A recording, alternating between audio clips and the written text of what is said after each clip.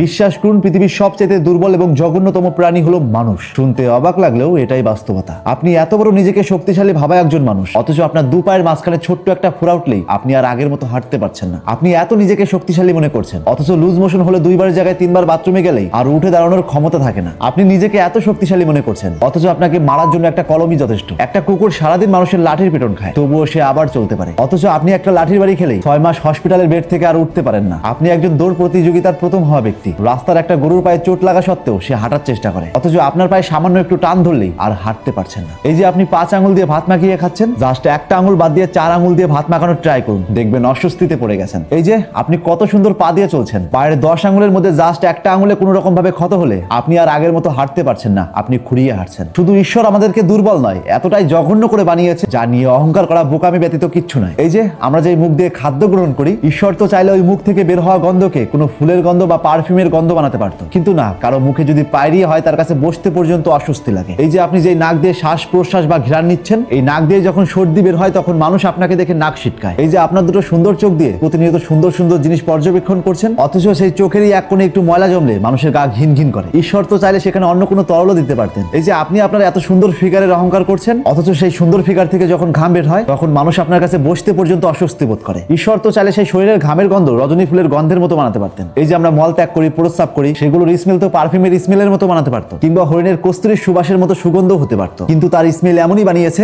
মানুষ 20 হাত দূর থেকেও নাকের রুমাল দেয়। এই যে আমরা আমাদের কান দিয়ে এত সুন্দর সুন্দর শব্দ শুনি, কিন্তু নিশ্চয়ই দেখেছেন সেই কান থেকে কি বের হয়। তো এতগুলো কথা বলার একটাই কারণ, কখনো নিজেকে নিয়ে অহংকার করবেন না, কারণ আমার সৃষ্টিকর্তা সৃষ্টির জগতে খুবই নগণ্য এবং দুর্বল প্রাণী। এই যে আমরা আমাদের ফেস বা চেহারা নিয়ে এত অহংকার করি, ভাবুন তো হঠাৎ করে যদি সেই ফেস একটা বাইক অ্যাক্সিডেন্টে বিকৃতি হয়ে যায়, কিংবা আচমকায় আপনার পুরো মুখ পিম্পলে ভরে যায়, তখন আপনি কি করবেন? এই যে আপনার সাদা সাদা সুন্দর দাঁত বলে আপনি অন্য কারোর দাঁত দেখে ক্রিটিসাইজ করছেন, কিন্তু ভাবুন তো সেই সাদা সাদা সুন্দর দাঁতগুলো যদি আঘাত পেয়ে ভেঙে যায়, তখন কি নিয়ে অহংকার করবেন? পারবেন কি সেই দাঁতগুলো আগের মতো করতে? এই যে আপনার মাথা ভর্তি চুল এবং মুখ ভর্তি দাড়ি নিয়ে এত গৌরব এত অহংকার করছেন, কিন্তু যে ব্যক্তির মাথা ভর্তি চুল ছিল কিন্তু সময়ের আবর্তনে কালের বিবর্তনে তার সমস্ত চুল পড়ে গিয়ে আজ টাকলা হয়ে গেছে, তার কাছে জিজ্ঞেস করবেন চুল দাড়ি নিয়ে অহংকার করা কতটা অন্যায়ের কাজ। অথচ আমরা প্রতিনিয়ত এই নগণ্য দুর্বল জঘন্য শরীর নিয়ে কত অহংকার বা দেমাক দেখাই। তো সবার উদ্দেশ্যে একটা কথাই বলতে চাই, বিশ্বাস করুন, মানুষ শক্তিশালী নয়, বরং নিজেকে শক্তিশালী মনে করে। এই শরীর, এই সৌন্দর্য, এই ক্ষমতা সবই ক্ষণস্থায়ী, ভঙ্গুর ও পরিবর্তনশীল। আজ যেটা নিয়ে এত অহংকার, কাল সেটাই দুর্বল হয়ে দাঁড়াতে পারে। আর আজ যাকে ছোট মনে করি, কাল তার অবস্থাতেই আমরাও দাঁড়িয়ে থাকতে পারি। তাই এই ভিডিওর মোরাল অফ দ্য স্টোরি হলো, অহংকার নয়, বিনয়ী মানুষের আসল পরিচয়। কারণ শক্তি দেহে নয়, দম্ভে নয়, শক্তি মানুষের চিন্তায়, আচরণে ও মানবিকতায়। যে মানুষ নিজেকে বড় ভাবে না, বরং মানুষ ভাবতে শিখে, সেই মানুষই সত্যিকারের শক্তিশালী, আর সেই শক্তি